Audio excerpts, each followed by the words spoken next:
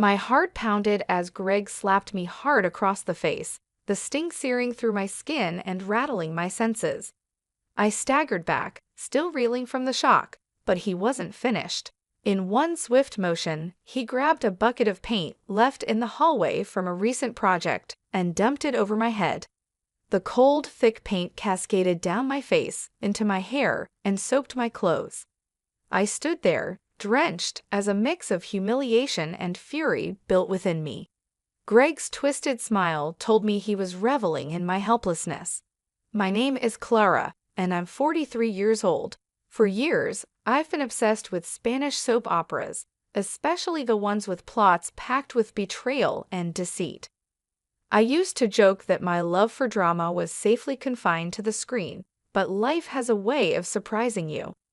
I never thought I'd find myself in a twisted plotline that rivaled any soap opera. Yet here I was, covered in paint, humiliated by the man I once loved. 6 years earlier, I was blissfully unaware of the storm that would one day engulf my life. Greg and I had been married for a few years. He was nearly 10 years older than me, and though we hadn't been blessed with children, I thought we had a good life together. Greg had always been protective, even a bit possessive, but I attributed it to his protective nature.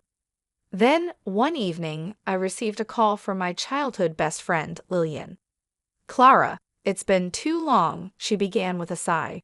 "I just wanted to let you know, I got divorced." The sadness in her voice was unmistakable. "Oh, Lillian, I'm so sorry. That must have been so hard on you," I replied, the news catching me off guard. We had been close for years, but life had taken us in different directions. "Let's meet up soon for drinks. You shouldn't go through this alone." When I got home, I was ready to share the news with Greg, but before I could say a word, he surprised me by saying, "I already know about Lillian's divorce." I paused, taken aback. "Wait, how do you know that? I haven't mentioned it to you yet." His face remained blank, but his tone was oddly dismissive. "I must have overheard it somewhere," he replied, shrugging. His casual tone didn't sit right with me, but I let it slide. I told him that I'd planned to meet Lillian for drinks, and to my surprise, Greg asked, "Mind if I join you too?" Confused by his sudden interest, I hesitated. It was supposed to be a night for me to support my friend, but since Lillian was a longtime friend of ours, I agreed to ask her if he could come. Surprisingly, she sounded thrilled at the idea. The three of us met up the next evening, and Lillian spent the night venting about her ex-husband, who'd turned out to be a controlling and unfaithful partner. We laughed, toasted, and shared stories, enjoying a night that felt both nostalgic and comforting. At one point, I excused myself to use the restroom. When I returned, however, I saw Greg and Lillian sitting closer than before, their heads tilted toward each other, engrossed in a quiet, intense conversation. The way they looked at each other made my stomach twist. They hadn't seen each other in years, so how had they become so close after just a few drinks? I wondered if I was overreacting, but the unsettling feeling wouldn't go away. I sat back down, and they quickly broke off their conversation, acting as if nothing had happened. The rest of the evening went smoothly, but I couldn't shake the uneasy feeling. As we wrapped up and prepared to leave, Lillian was noticeably tipsy. Greg offered to take her home, catching me off guard. "I'm your wife, Greg. I can make sure she gets home safely," I said, feeling a sudden need to assert my place. He brushed me off with a smirk. "Clara, she lives on the opposite side of town. Just go home and get some rest. I'll handle it." Despite my objections, Greg insisted that I head home alone. Left with no choice, I reluctantly agreed, but a seed of doubt had taken root in my mind. Once home, the uneasiness turned into suspicion. I couldn't shake the feeling that something was off, that there was more between Greg and Lillian than I understood. After pacing the living room for an hour, I made a decision. Driven by instinct, I entered Greg's study, a room he guarded fiercely. This was a private space where he kept his work files and personal belongings, but I couldn't stop myself from searching through it. I'd opened drawers, sifted through stacks of paper, and finally found something I hadn't seen before, an old, dusty photo album hidden in the back of a cabinet. My heart pounded as I flipped it open, and the photos inside confirmed my worst fear. Greg and Lillian were in nearly every photo, smiling and wrapped up in each other's arms. The dates on the back of the pictures were from years ago, shortly after our wedding. My fingers trembled as I realized that they'd been seeing each other all along. The betrayal was more profound than anything I'd ever experienced, and the realization hit me like a tidal wave. My best friend and my husband had been lying to me for years. Just as I was putting the album back, I heard the front door open. Greg was home. Quickly, I composed myself, gripping the album tightly as I walked out of the study and into the hallway. He found me near the bathroom, feigning nausea as a cover for my shock and anger. Concern filled his face as he approached, reaching out to rub my back. "Oh, are you throwing up?" he asked, his voice soft. "Don't touch me," I snapped, the bitterness barely contained in my voice. He looked confused until I raised the album, holding it up as a silent accusation. "Care to explain this?" His face drained of color. For a moment, he was speechless. Then, after what felt like an eternity, he shrugged and muttered, "Fine. I cheated, Clara. I know it was wrong, and I'm sorry." But there was no remorse in his voice, no regret. His coldness was like a second slap. "How could you?" I whispered, my voice cracking. "You and Lillian? After everything we've shared, everything I thought we had." He looked at me, an odd calm in his eyes. "Lillian and I, we're soulmates, Clara. We were both trapped in the wrong relationships, and I made a mistake marrying you." I stared at him, hardly able to believe my ears. "Soulmates?" I echoed, disbelief lacing my words. "Is that what you call betraying your wife and sneaking around with my best friend?" He crossed his arms, his arrogance glaringly evident. "Our souls are aligned, Clara. I made a mistake marrying you. We aren't compatible. Our vibrations, they're off." A bitter laugh escaped me. "Vibrations? Are you serious? You betrayed me and lied to me, and now you're justifying it with spiritual nonsense." He shrugged, not even flinching. "You wouldn't understand. You're too oblivious to my needs." Before I could respond, his face twisted with frustration. Then, without warning, he raised his hand again and slapped me hard across the face, sending me stumbling backward. My cheek throbbed as I steadied myself, but he didn't stop.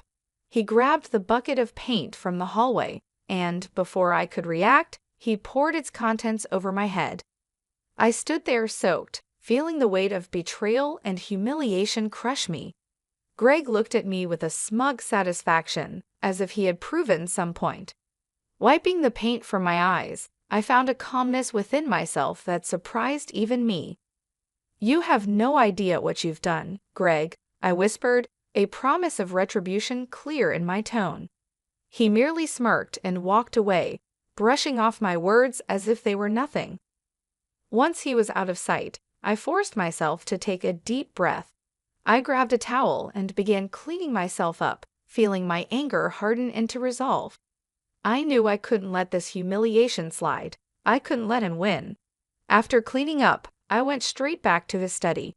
I already suspected he might be hiding more secrets, and now I was determined to uncover them all. I rummaged through his drawers and shelves until I found what I was looking for: bank statements, receipts, and financial records that painted a disturbing picture. Greg had been secretly funneling thousands of dollars into a private account I'd never seen before, likely to support his life with Lillian. The betrayal cut deeper than I thought possible. He hadn't just cheated on me emotionally, he had stolen from me financially as well. I photographed every document, carefully putting everything back where I found it.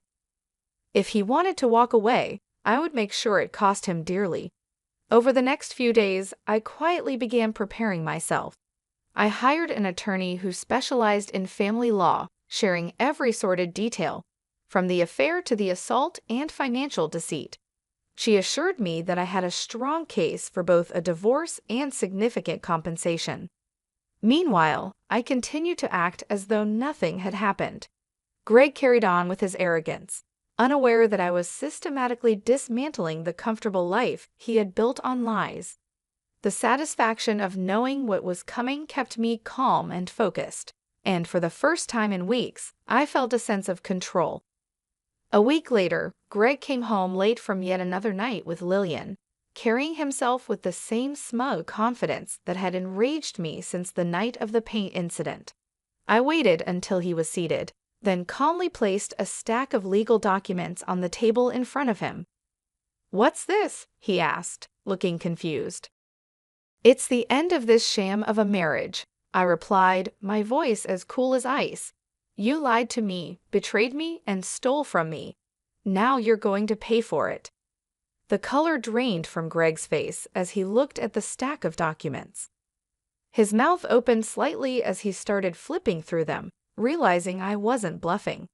The papers included every detail: evidence of his financial theft, records of his affair with Lillian, and the lawsuit I had filed seeking compensation for both physical assault and emotional abuse. He looked back up at me, stammering, "Clara, you don't need to do this. We can work this out." I shook my head, feeling not a shred of sympathy for him. "When you slapped me and poured paint over my head, you crossed a line, Greg. There's no going back now." His arrogance seemed to falter, his confidence replaced with a look of desperation. "Please, Clara, this can't end like this. You don't understand. Things aren't as simple as they seem." "Oh, I understand perfectly," I replied coldly. "You betrayed me, you stole from me, and you assaulted me. This is the consequence of your actions." Greg stared at the documents, visibly panicking. His once smug demeanor crumbled as the reality of his situation sank in. He tried to defend himself, offering weak explanations, but I was done listening. Finally, he stood up and muttered, "Fine. If that's how you want it, I'll leave." Watching him gather his things, I felt a mix of relief and exhaustion. Once he was gone, the house fell into a profound silence. For the first time in years, I felt a sense of peace settle over me, but I wasn't done yet. My attorney had advised me to follow through with a formal case, which would not only finalize the divorce, but also ensure that Greg paid for the harm he had caused. In the following weeks, I channeled my energy into preparing for the legal battle ahead. My attorney was a powerhouse. She reviewed every detail of Greg's financial misconduct, documenting each misstep and lie. Together, we built a strong case, piece by piece, ensuring that Greg would be held accountable. Greg had moved in with Lillian, and word spread quickly through our social circle about their new beginning. I couldn't care less what people thought. I was focused on reclaiming my life and seeking justice. The day of the court hearing arrived, and I felt a mixture of anxiety and resolve. I took my seat, trying to stay calm, while Greg and Lillian sat across from me. Lillian avoided my gaze, her expression subdued. It was a far cry from the smugness I had seen on her face the last time I saw her. Greg, however, seemed visibly anxious, his confidence waning as the proceedings began. My attorney presented the evidence meticulously. Every bank statement, every questionable transfer, and every piece of documentation that showed Greg's deceit was laid bare for the court to see. The assault was detailed, too, supported by witness statements from close friends who had seen the physical evidence of his abuse in the days following the incident. Greg squirmed in his seat as the evidence piled up, his face paling as the judge took notes. Lillian's gaze dropped, unable to meet my eyes. It was clear that this soulmate romance wasn't all she'd thought it would be. They had expected to walk away unscathed, to begin their new life together without consequence.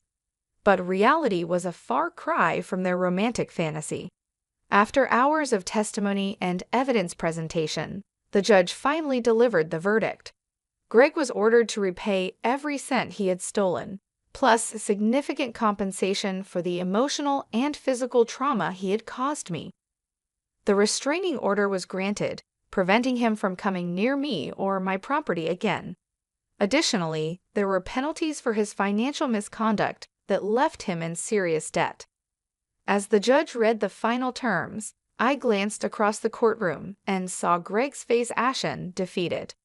Lillian shifted uncomfortably, looking like she'd rather be anywhere but there. The fantasy they had built for themselves was crumbling, piece by piece, under the weight of accountability. Leaving the courthouse, I felt a mixture of relief and liberation. 6 years of marriage had ended, but I felt lighter, as if a heavy burden had finally been lifted. I walked out of that building with my head held high, knowing I had taken back control of my life. With the divorce finalized and the compensation awarded, I threw myself into rebuilding my life. The house, once filled with reminders of Greg, became a space of my own. I redecorated, filling it with vibrant artwork, cozy furniture, and lush plants. The reminders of him vanished, replaced by things that brought me joy. I even framed a few mementos from my favorite soap operas, symbols of resilience that now held a deeper meaning. Work became a refuge. I poured my energy into my career, building stronger relationships with colleagues who had quietly supported me through the painful end of my marriage.